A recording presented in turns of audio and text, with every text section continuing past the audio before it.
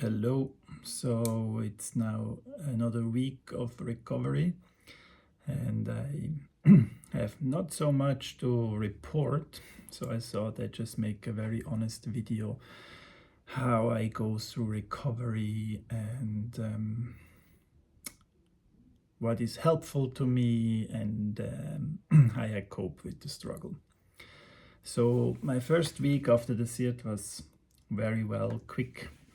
I felt like, that's cool, I feel normal. And now the second week was just not improving so much. I felt tired and without any initiative to do anything. Everything felt like big. And it was much slower than I wanted it to be. And so I observed this kind of inner struggle that you want to be fitter and more active than you are and you're not. And it's again and again, and I do this now since 10 years, it's a lesson in patience to just accept that and take it slow. So I took it slow. I chilled a lot. I went for 2 walks per day to activate my body, but I hanged around. I was able to read again, and I watched a lot of skiing or tennis. And then at one point, I just feel tired of being tired. And I think it's not a problem to talk about this. I think it's normal that at one point you're just tired of being tired.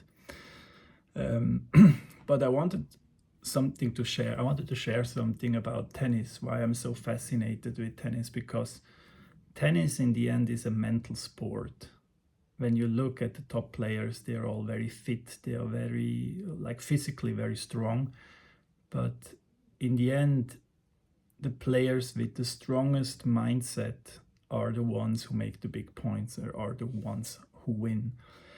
And I think I'm so fascinated with that observation or that fact or that part of the game, because I think cancer is also a mental game. Or any big illness or any big life challenge is a mental game. Of course, it drains you physically, but then the physical pain or the physical tiredness feeds your mind, and it drags you down and makes you feel like, not good. And then the question is, how can you embrace that? And are you getting angry or disappointed, which is normal, and I'm also doing this from time to time. That's not the problem. But then are you also able to step out and just say, okay, it seems like I'm now a bit disappointed and angry, and maybe that's not the most constructive way to deal with the situation. And I think, as in tennis, this mental game is not a question of character, it's a question of training.